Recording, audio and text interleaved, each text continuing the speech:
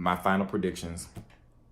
I predict that DeGory will stay married.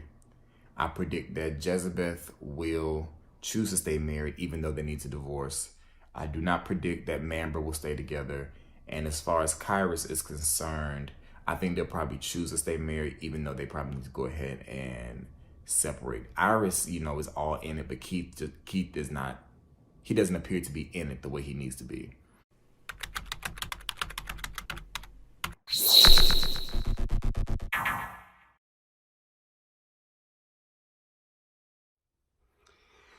Hey, what's going on, Scatterbrains? Thank you for coming back to another episode of Scatterbrains. My name is Travis, and I'm here doing the review after the episode came on. And we are here to do Season 9, Episode 14, I think, of Married at First Sight, Charlotte. It is decision day.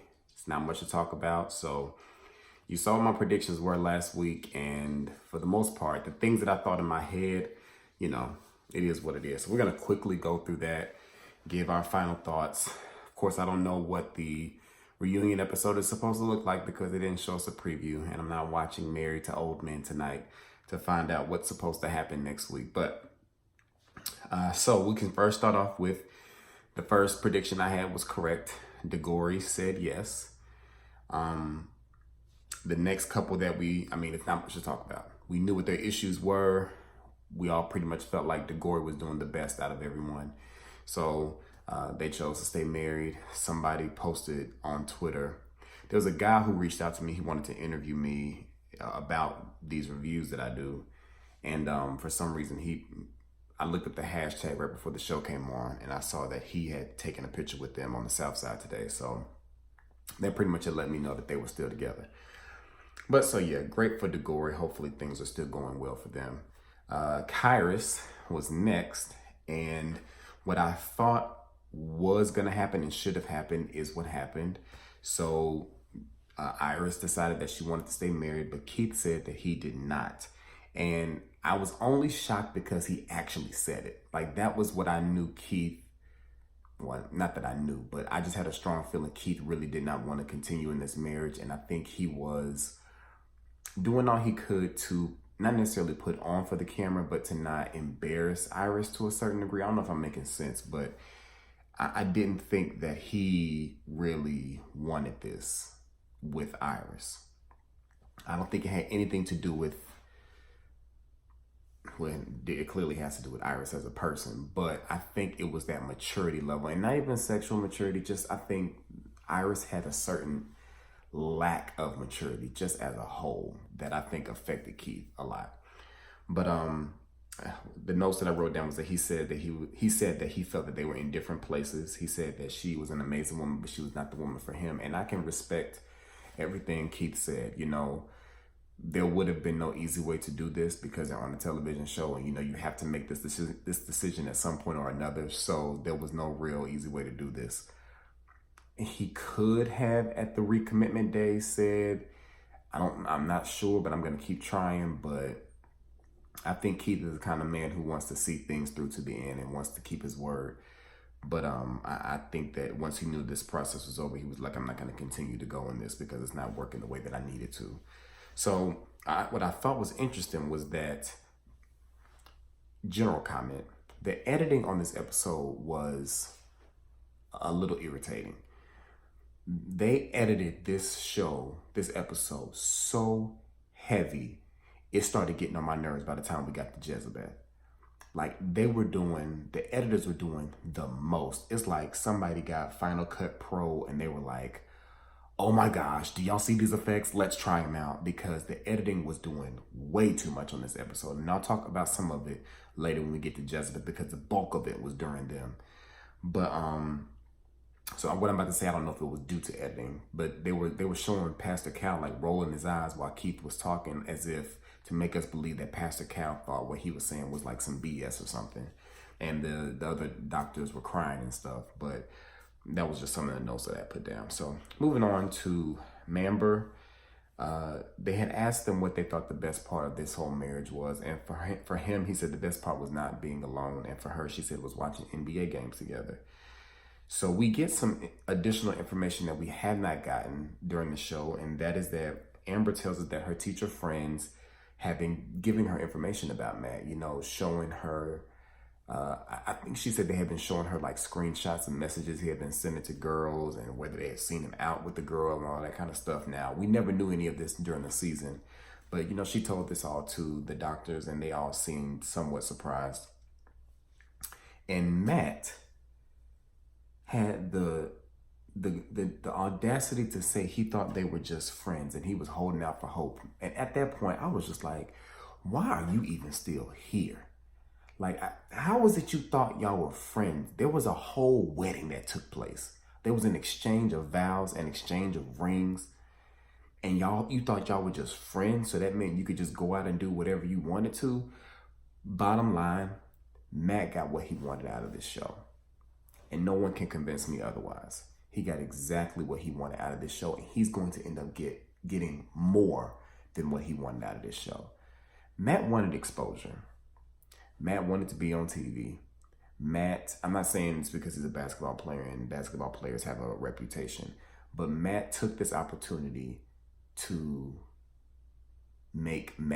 put Matt in a better situation. That's my belief. Because, okay, I'll get to that later. So anyway, while they're talking, she says a million times, and she says that on paper they're the perfect match, but she says she wants a divorce, and he agrees, and I'm like, thank God for that. So, you know, I'm like, okay, I felt like I was 3 for 3 because I knew Iris would say marry, and I believe that Keith should say no, so I felt like I was 3 for 3. But he says he feels bad and that he does regret doing it, but I think that that's a lie. I think Keith probably hates that. Maybe he hates that he had to hurt Amber in the process, but I really don't think he cared enough about Amber. I don't think he cares about the fact that he thought they were friends. That part just threw me for a loop. I was kind of like, what do you think this is all about, sir? Friends? Really? Yeah, I was so confused with Matt, but we'll talk about him later. And then we get to Jezebeth, and Elizabeth is playing solitaire before decision day. I'm kidding. She wasn't playing solitaire. She was playing with some tarot cards. I guess she was trying to channel her inner her inner psychic Cleo, and call me now for your free reading, so she could figure out what was going to happen for decision day. And this is when the editing started to get on my nerves, because Elizabeth had voiceovers that were clearly voiceovers of things that she did not say in that moment on decision day. Because every time there was a voiceover, the camera wasn't on her, it was on the doctors or it was on Jamie to make us believe that that's something she said to him. So that, I was like, if there was going to be any day in this whole process of Married at First Sight where you want things to be the most authentic, it's going to be decision day. So for them to have been splicing things up the way that they were, it really irritated me as a viewer of this television show, because I for one, am the kind of person that notices things like that. And for them to just be slicing stuff up, and I'm like, it's so obvious if you're paying attention. But he said that he didn't like the sexual relationship they had and made him feel like he was rejected, and it definitely made him feel some kind of way. So blah, blah, blah, blah, male ego type thing.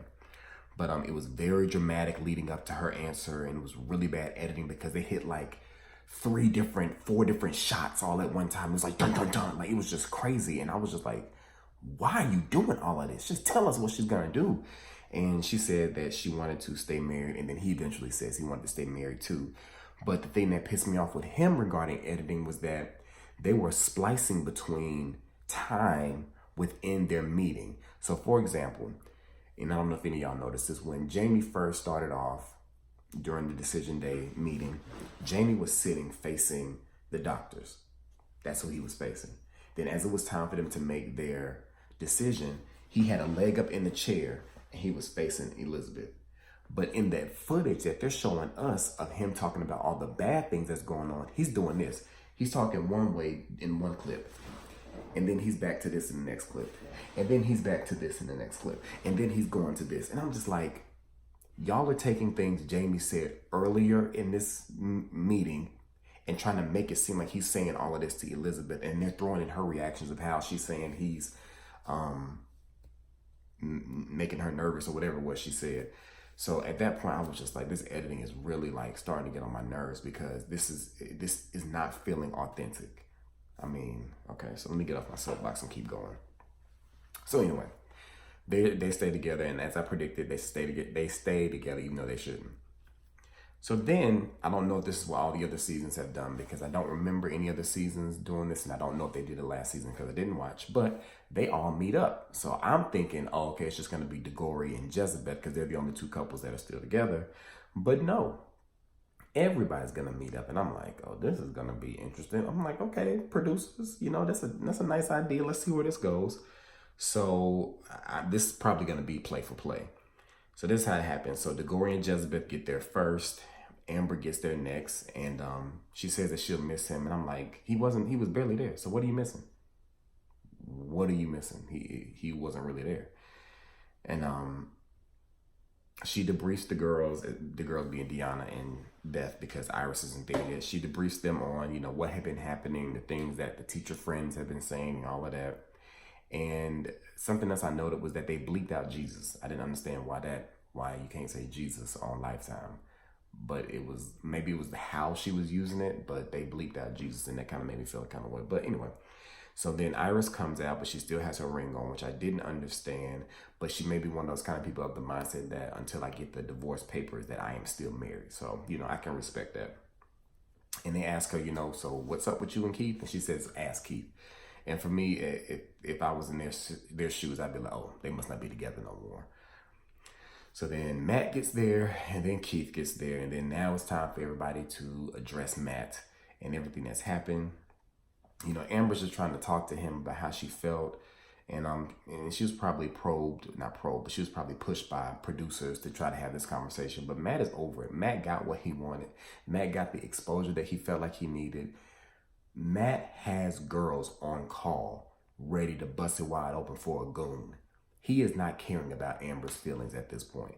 Matt knows that once he left whatever apartment complex this was, he was going to meet up with somebody else. And then he's going to get more girls because he was on TV alone, because there's plenty of people out here who don't have any standards, no self-worth, and they're going to see a man like Matt and be like, oh my gosh, him, I want him. Y'all already know how it goes. So Matt already knows he's good. He is good. He does not care about Amber's feelings. So, they're trying to grill him, but he's over it. He's not caring.